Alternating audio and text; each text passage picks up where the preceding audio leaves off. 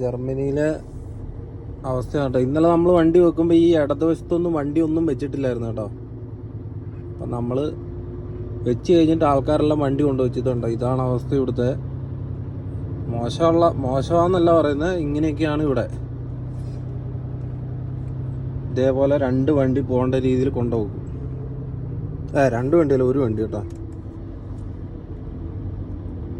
Bright ഇട്ട് ഓട്ടാൻ പാടില്ല. എല്ലാവരും കണ്ടോ, ഗ്ലാസ് എല്ലാം മടക്കി വെച്ച് എല്ലാം അടിപൊളിയായിട്ട് കിടന്നുറങ്ങും എല്ലാവരും ഭാഗങ്ങൾ.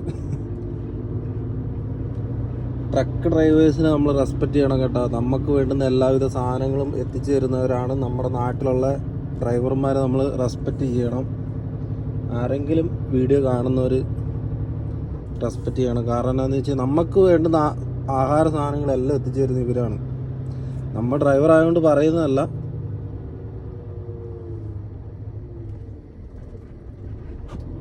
ഇതേപോലെ റോട്ടിലെല്ലാം കിടന്നുറങ്ങി ഒക്കെ വന്നിട്ട് സ്വന്തം വീടും ഫാമിലിയും കാര്യങ്ങളൊന്നും ഇല്ലാണ്ട് വരുന്ന ആളുകളാണ്.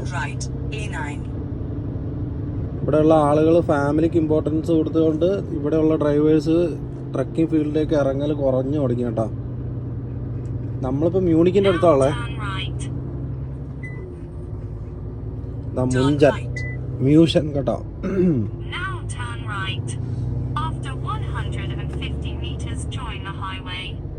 ബ്രൈറ്റ് ലൈറ്റ് ഇടാൻ പാടില്ല, അതുകൊണ്ടാ.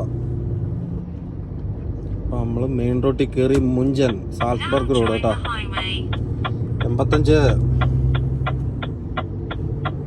വണ്ടി റോട്ടിൽ കയറുന്നുണ്ട്. അപ്പം 85. നമ്മുടെ വണ്ടി എപ്പോൾ നോക്കിയാലും പരമാവധി 85 നിൽക്കും കേട്ടോ. വണ്ടിയെല്ലാം കട്ട് ചെയ്ത് കയറുന്നതിനൊരു ഇതുണ്ട്, അത് കണക്കായിട്ട് കയറാൻ പാടുള്ളൂ. അല്ലാണ്ട് ചന്നം പിന്നെ വെറുതെ കയറാൻ പാടില്ല. ബേക്കിൽ വണ്ടി ഉണ്ടോ ഇതുണ്ടോ, ഇങ്ങനെയൊക്കെ കട്ട് ചെയ്ത് കയറി വരാൻ പാടുള്ളൂ.